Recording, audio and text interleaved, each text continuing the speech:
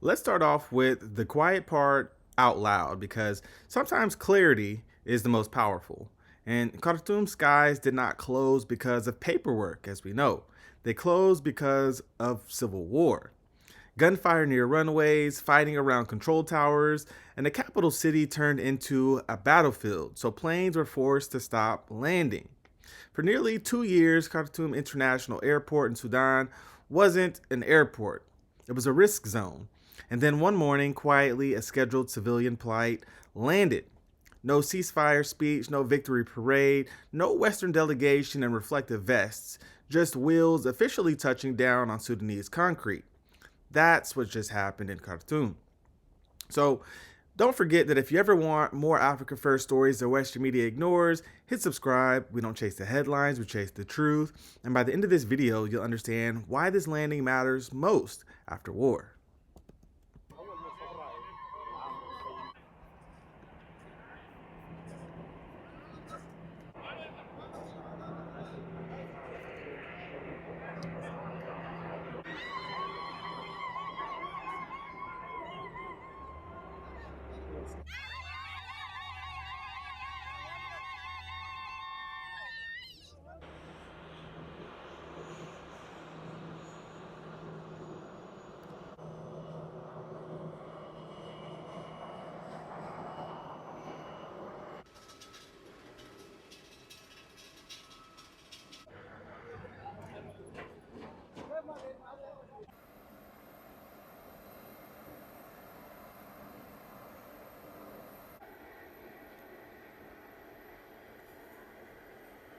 الليله رجعنا بقوتنا ورجعنا بتضحيات ابطالنا ورجعنا بتضحيات شهدائنا.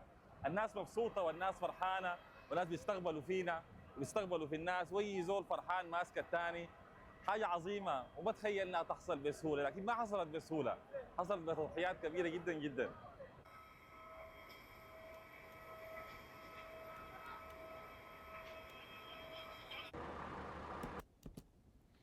Since 2023, Sudan has been living through one of the most destructive international conflicts on the continent. What began as a power struggle turned Khartoum from a functioning capital into a contested city. And here's what gets skipped in most coverage. Airports don't close because journalists stop flying, they close because of authority disappearing or it's no longer trusted. And Khartoum International Airport wasn't totally destroyed. It was shut down because the state could no longer guarantee control of the ground beneath, the runway, or the air above it. And that matters. So when a Sudanese aircraft departed from Port Sudan and landed back in Khartoum, this wasn't nostalgia, it was symbolism, it was certification.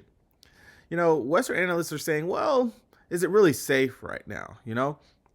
And planes don't ask that question, underwriters do.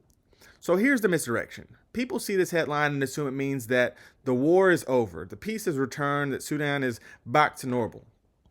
And that's not how power comes back online. The truth is quieter and more serious. This flight means multiple layers of control have been restored. Not feelings, not promises, but authority. Airspace management, runway security, emergency response readiness, and ground handling clearance, right? So none of that happens because someone feels hopeful. It happens because someone demonstrated enforcement. And, here's the line that exposes the confusion perfectly. So Sudan reopens airport symbolically. Symbolically, no. Symbols don't get insured. Symbols don't pass ICAO checks. Symbols don't move metal through controlled airspace. And the uncomfortable truth is that in the modern world, sovereignty isn't declared, it's operationally recognized. And today, Sudan crossed back into that category. So let's talk consequences, right? Airports are not about tourism first, they're about access. And the moment flights resumed, supply chains reassess risks. Diaspora investors recalibrate timelines, and humanitarian logistics become faster and cheaper without emergency corridors or political begging. So there's also a cultural shift happening that doesn't show up in GDP numbers. Movement restores dignity when citizens can return home by plane and not through smuggling routes or temporary humanitarian windows. The state reopens legitimacy in the eyes of our own people. And that matters to students, to doctors, to families split by borders that war froze in place. And politically, this landing changes tone. Sudan isn't pleading for recognition, it's demonstrating capability.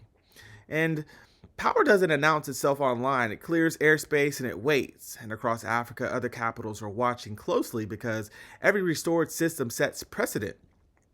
So here's what comes next if momentum holds, right? More flights, more routes, gradual normalization, and not declared peace. That distinction matters, right? Because Africa doesn't need performative stability, it needs functional sovereignty. And this builds on what we've covered in a previous Africa Power Report, that recovery never starts with elections or donor conferences. It starts when systems come back online without asking permission. So future headlines, inshallah, won't say Sudan wins. They'll say Sudan resumes, and that's how power actually returns. So in future episodes, we may also look at other African systems quietly re-entering global circulation and why nobody has been announcing those as well.